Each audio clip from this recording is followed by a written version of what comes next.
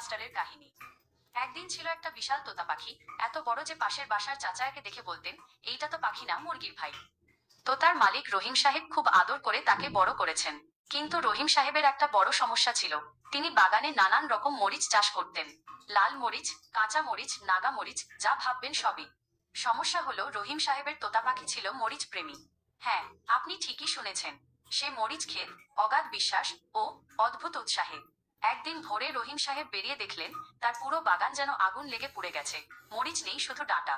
তিনি চিৎকার করলেন, এইটা কেডা করলো? ঠিক তখনই তোতা পাখি মাথা দুলাতে দুলাতে উড়ে এসে ডালায় বসল। তার ঠোঁট লাল, চোখ জল ঝরছে, কারণ সে 3টা নাগা মরিচ একসাথে খেয়ে ফেলেছে। তোতা সাহেব কাশছে, খ্যাক, আর সাথে সাথে বলছে, আর চাই, আর চাই। রহিম সাহেব অবাক, তুই মানুষ না পাখি? এত মরিচ খেয়ে বাঁচিস কিভাবে? তোতা বুক ফুলিয়ে বলল, মরিচে পাওয়ার, আমি সুপার তোতা।